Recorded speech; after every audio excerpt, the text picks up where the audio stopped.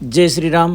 22 જાન્યુઆરી 2024 રોજ અયોધ્યામાં રામ મંદિરનો પ્રાણ પ્રતિષ્ઠા મહોત્સવ યોજાશે। ત્યારે આ પહેલા વડાપ્રધાન નરેન્દ્ર મોદી દ્વારા આવતીકાલે એટલે કે 30 ડિસેમ્બર 2023 રોજ અયોધ્યામાં ઇન્ટરનેશનલ એરપોર્ટનું ઉદ્ઘાટન થશે। ત્યારે હવે આ એરપોર્ટનું નામ બદલીને મહર્ષિ વાલ્મીકી ઇન્ટરનેશનલ એરપોર્ટ કરી દેવાયું છે। અને 2 દિવસથી ચર્ચા હતી કે ઉત્તર પ્રદેશની યોગી આદિત્યનાથ સરકારે આ બાબતે કેન્દ્ર સરકારને પ્રસ્તાવ મોકલ્યો હતો અને આ એરપોર્ટ થોડા દિવસ સુધી મર્યાદા પુરુષોત્તમ શ્રી રામ એરપોર્ટ તરીકે ઓળખાવવામાં આવતું હતું।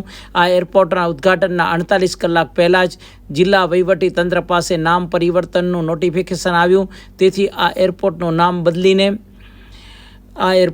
બદલીને મહર્ષિ વાલ્મીકી ઇન્ટરનેશનલ એરપોર્ટ રાખવામાં આવ્યું છે। તો બીજી તરફ વડાપ્રધાન મોદીએ ફેસબુક પર એરપોર્ટની તસવીરો શેર કરતા લખ્યું છે કે આવતીકાલે મહર્ષિ વાલ્મીકી ઇન્ટરનેશનલ એરપોર્ટ અયોધ્યા ધામનું ઉદ્ઘાટન થશે। તે આધુનિક ઇન્ફ્રાસ્ટ્રક્ચરને ભારતના સાંસ્કૃતિક સિદ્ધાંતો સાથે જોડી રહ્યું છે।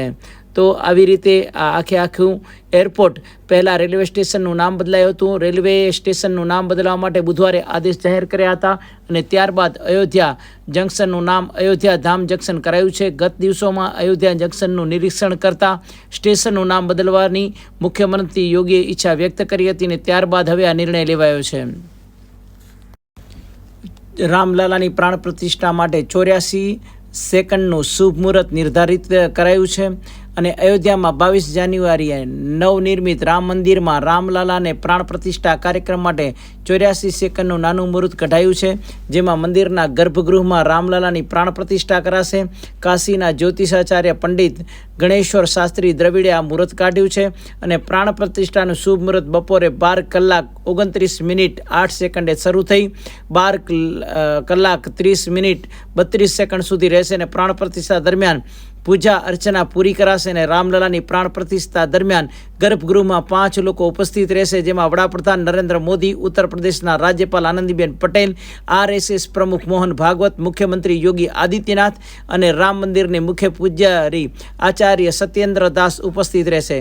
અયોધ્યામાં 22 જાન્યુઆરી રામલલાની પ્રાણ પ્રતિષ્ઠાનો સમારોહ યોજાશે।